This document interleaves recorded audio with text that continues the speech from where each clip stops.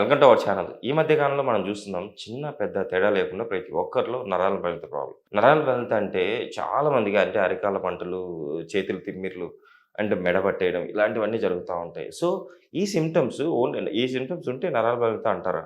లేదా? ఈ విషయాలను తెలియజేయడానికి మనతో పాటు ఉన్నారు డాక్టర్ వెంకట్ జాజుల గారు. సార్‌తో మాట్లాడి మరిన్ని విషయాలు తెలుసుకుందాం. నమస్తే సార్. నమస్తే అండి. సార్ నరాల బలహీనత ఈ ప్రాబ్లమ్ వచ్చిందంటే ఫస్ట్ మనకు గుర్తొచ్చేసి విటమిన్ బి12 మనకు తక్కువుందా, విటమిన్ డి తక్కువుందా అని చెప్పేసి అంటా ఉంటారు. నిజంగా ఈ 2 అంటే విటమిన్ బి12 గాని, విటమిన్ డి గాని ఈ విటమిన్స్ మనలో తక్కువుంటే నరాల బలహీనత ప్రాబ్లమ్ వస్తదా? తప్పనిసరిగా వస్తదండి. ఎందుకంటే నరాల బలహీనత అనేది శరీరంలో వచ్చేటువంటి అతి పెద్ద సమస్య అండి. Okay sir. ఈ సమస్య వలన బాధపడే వాళ్ళు చాలామంది ఉన్నారు. ఈ సమస్య వల్లనే మనకి పారాలిసిస్ కూడా వస్తది. Okay sir. ఈ నరాల బలహీనత రావటానికి కారణం బి కాంప్లెక్స్ విటమిన్స్ తగ్గటం వలన. ఓకే. బి12 ఉంది. బి12 తగ్గిందనుకోండి, కాళ్ళల్లో విపరీతమైనటువంటి మంటలు, ఓకే సార్. విపరీతమైనటువంటి పోట్లు, పనుకుంటే నిద్ర పట్టదు, ఓకే అటు సార్. ఇటు డొల్లాడుతుంటారు. కారణం బి12 లోపం వలన. బి12 ఒక్కటే కాదండి, ఇంకొక ప్రాబ్లం వలన కూడా మనకి నరాల బలహీనత వస్తుంది. ఓకే అది సార్. ఒక డయాబెటిస్. Okay sir. డయాబెటిస్ వలన కూడా నరాల బలహీనత వచ్చి బి12 అనేది తగ్గిపోయి, అది మనం కొన్నిసార్లు బి12 వేసుకుంటూ ఉంటాం, కానీ మంటలు తగ్గవు. ఓకే. కారణం ఏంటంటే వెనక డయాబెటిస్ ఉంటుంది. Okay sir. ఈ విధంగా నరాలన్నీ కూడా మనకి వీక్ అయిపోతూ ఉంటాయి. ఓకే. దీనివల్ల పెరాలసిస్ అనేది చాలా 90% రావడానికి అవకాశం ఉంటుందండి. Okay sir. పెరాలసిస్ రావడానికి కారణం 2 రకాలు ఉంటాయి. Okay. 1 diabetes, 2 high BP. Okay sir. Diabetes వలన ఏంటి, నరాల బలహీనత అనేది వస్తుంది. ఈ మా డయాబెటిస్ వలన గ్లూకోజ్ ఎక్కువైపోయి ప్యాంక్రియాటిక్ గ్లాండ్ ఇన్సులిన్ సరిగా రిలీజ్ చేయక ఓకే.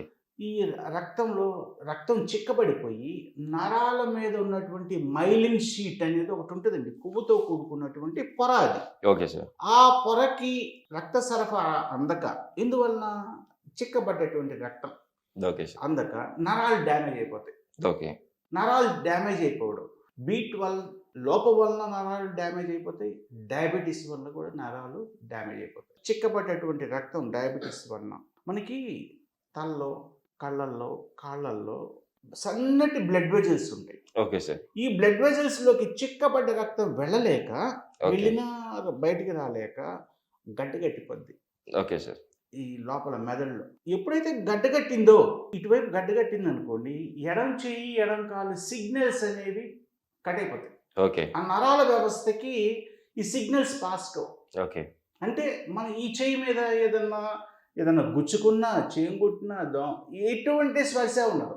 Okay sir. కాళ్ళకి, ఈ ఎడం కాలుకి, ఎడం చెయ్యికి. మనకు బ్లడ్ సప్లై ఉంటేనే కదా సార్ యాక్చువల్లీ మనకు ఏదో స్పర్శ కదా తెలుస్తది. బ్లడ్ సప్లై ఉన్నా కూడా ఓకే. నరాల వ్యవస్థ డ్యామేజ్ అయిపోద్ది. Okay sir. పూర్తిగా పూర్తిగా కనెక్షన్ కట్ అయిపోతది అంటారు. కట్ అయిపోద్ది మొత్తం. అంటే కొంతవరకు ఒక 5% ఉంటుందండి. ఓకే.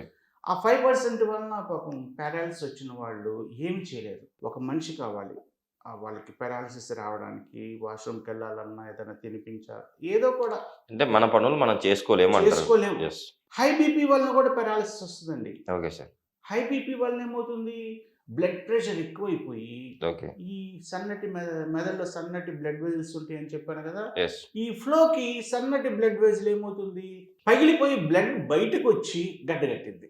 Okay sir. డయాబెటీస్ వల్ల బ్లడ్ లోపల గడ్డగట్టింది, ఇది బ్లడ్ వెజల్ లోపల గడ్డగట్టింది. ఓకే. ఈ హై బీపీ వల్ల బ్లడ్ వెజల్ పగిలిపోయి ఆ ఫోర్స్కి ఓకే. బయటకు వచ్చి బ్లడ్ లోపల గడ్డగట్టింది. దాని వల్ల కూడా సిగ్నల్స్ అనేవి ఓకే. రైట్ సైడ్ కానీ ఇటు సైడ్ గడ్డగట్టింది అనుకోండి, రైట్ సైడ్ పారాలిసిస్ వస్తుంది. ఓకే. స్పీచ్ గ్లాండ్ ఉంటుంది, Okay. అది కూడా డ్యామేజ్ అయిపోతే మాట గొడబడిపోద్ది. ఓకే. అయితే మన ఆకుపంచర్ వైద్య విధానం ద్వారా అండి ఈ సమస్యకి 100కి 100% పర్మనెంట్ సొల్యూషన్ ఉందండి. Okay sir. పెరాలసిస్ వచ్చిన వాళ్ళకి, నరాల వ్యవస్థ డ్యామేజ్ అయిన వాళ్ళకి, ఓకే. పార్కిన్సన్స్ అనే ఒకటి ఉంటుంది, ఓకే. వాళ్ళకి పక్షవాతం రాదు కానీ వణుకుడు వస్తుంది. ఓకే. తల ఇటు అంటుంటారు, వాళ్ళకి తెలియకుండా ఆటోమేటిక్గా వణుకుతా ఉంటాయి వాళ్ళ వణుకుతూ చేతులు. ఉంటారు, ఈ చెయ్యి ఇట్లా అంటూ ఉంటుంది. ఎందుకంటే ఆ నరాల వ్యవస్థ ఒక రూట్ రూట్స్ లాగా ఉంటాయండి. ప్రతి ఆర్గానిక్ కనెక్ట్ అయి ఉంటాయి ఈ చేతులకి, కాళ్ళకి. ఎప్పుడైతే అవి డ్యామేజ్ అయిపోయి, వీక్ అయిపోయినాయో, అవి వణుకుడు రావడం, రెండోది పారాలిసిస్ రావడం. ఇక శరీరంలో కొంతమందికైతే సగం పార్ట్ వరకు కిందంతా కూడా పనిచేయదు. ఓకే. కళ్ళల్లో మసకబారిపోతూ ఉంటాయి. హెడేక్ వస్తూ ఉంటుంది. చికాకుగా ఉంటది. ఇటువంటి ప్రాబ్లమ్స్ అన్నీ ఉంటాయండి. ఓకే. అయితే ఈ నరాల వ్యవస్థకి మన అక్కుపంచర్ వైద్య విధానంలో పర్మనెంట్ సొల్యూషన్ ఉందండి. Okay sir. మన న్యాచురోపతి వైద్య విధానం ఆకుపంచర్ ట్రీట్మెంట్ యూజ్ చేసి 100% ఈ సమస్యని మనం తగ్గించేస్తామండి. ఓకే.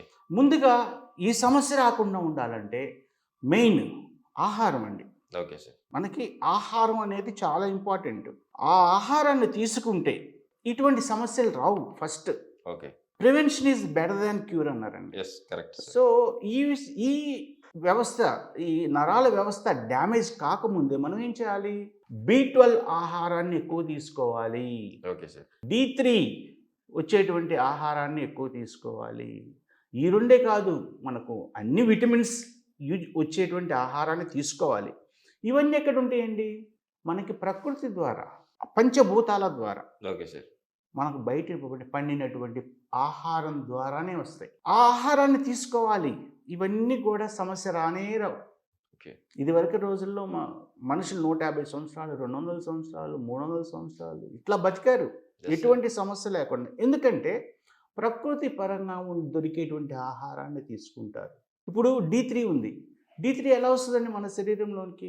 2 రకాలుగా వస్తుంది. ఒకటి సూర్యరశ్మి ద్వారా వస్తుంది. Yes sir. ఉదయం పూట లేలేత కిరణాలలో ఒక అరగంట నుంచి గంట వరకు మనం ధ్యానం కానీ లేకపోతే ఆ ఎండకి ఎక్స్పోజ్ అయితే, మన శరీరాన్ని ఎక్స్పోజ్ చేస్తే న్యాచురల్గా ఆ కిరణాల ద్వారా D3 శరీరంలోకి వెళ్తుంది. నిజంగా సార్. మీరైతే చాలా ఎక్సలెంట్‌గా చెప్పారు గానీ, ఇప్పుడున్న బిజీ షెడ్యూల్‌లో చాలా మంది చేయట్లేదు సార్ ఆ పని. ఆ, మార్నింగ్ జస్ట్ వాళ్ళు సన్‌లైట్‌లో ఎక్స్‌పోజ్ అవుతే వస్తుందని తెలుసు. అది ఫ్రీగా వచ్చేది గూడా. కానీ చెయ్యరు మన వాళ్ళు. చేయట్లేదు. Yes sir. బిజీ లైఫ్ వలన కావచ్చు, ఒళ్ళు బద్ధకం వలన కావచ్చు. వరల్డ్ హెల్త్ ఆర్గనైజేషన్ చెప్పిందండి, బద్ధకం మనుషుల్లో ఎక్కువైపోయింది. ఉదయం పూట లేసి ఎక్సర్సైజ్ చేయట్లేదు, శరీరానికి శ్రమ కలిగించట్లేదని అనౌన్స్ చేస్తుందండి. Okay sir. సో మనం ఏం చేయాలంటే, మన శరీరం కాబట్టి మన శరీరంలో ఇటువంటి ప్రాబ్లమ్స్ రాకుండా ఉండాలంటే వ్యాయామం అనేది తప్పనిసరిగా చేయాలండి. ఓకే అది సార్. కూడా ఉదయం పూట సూర్యుడు మన శరీరం మీద పడే విధంగా ఓకే సార్. చేస్తే శరీరం ఆరోగ్యకరంగా ఉంటుందండి. మనకి ఆహారాల్లో ఈ B12 వచ్చేటువంటి న్యాచురల్ పుట్టగొడుగులు కానీ, తృణధాన్యాలు ఉంటాయి. Okay sir. ఈ తృణధాన్యాలు శనగలు ఇటువంటివి ఉంటాయండి. శనగలు కానీ, పెసలు కానీ, ఇవి మొలకలు తీసుకొచ్చి ఓకే. ఏం లేదు, ఉదయం పూట కొన్ని శనగలు, మెంతులు, ఈ పెసలు, ఇవన్నీ బొబ్బర్లు, ఇవన్నీ కూడా కొన్ని నానబెట్టారనుకోండి, ఓకే. ఉదయం పూట సాయంత్రానికి నానుతాయి. దాన్ని కొంచెం బట్టలో చుట్టు పెడితే మొలకలొస్తాయి. మొలకలు వస్తాయి. Yes sir. మార్నింగ్ లేచి దానిలో కొంచెం నిమ్మకాయ కలుపుకొని, కొంచెం ఉల్లిపాయ వేసుకొని కలుపుకొని తింటే ఆ మొలకల్లో సహజంగా B12 ఉంటుందండి. Okay sir. ఈ విధంగా మనకి ఇది పెద్ద కష్టమైన పనేం కాదు. నిజం సార్. మీరు నిజంగా చాలా అంటే అంటే మన ఆడియన్స్ కోసం చాలా చక్కగా వివరిస్తున్నారు సార్.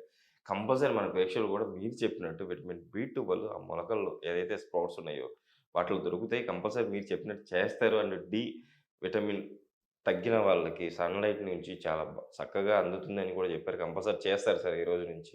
ఈ ప్రాబ్లమ్ నుంచి బయటపడతారని చెప్పి ఆశిద్దాం. అట్ ద సేమ్ టైమ్ పారాలిసిస్‌కి చాలా చక్కటి వైద్య విధానం ఉంది. 100% క్యూర్ అవుతుందని చెప్పేసి వివరించారు. కంపల్సరీ మన ప్రేక్షకులు దీన్ని గమనించి ఈ ప్రాబ్లమ్ ఉన్న వాళ్ళు కంపల్సరీ మిమ్మల్ని కాంటాక్ట్ అవుతారని చెప్పి ఆశిద్దాం sir. Thank you. Thank you.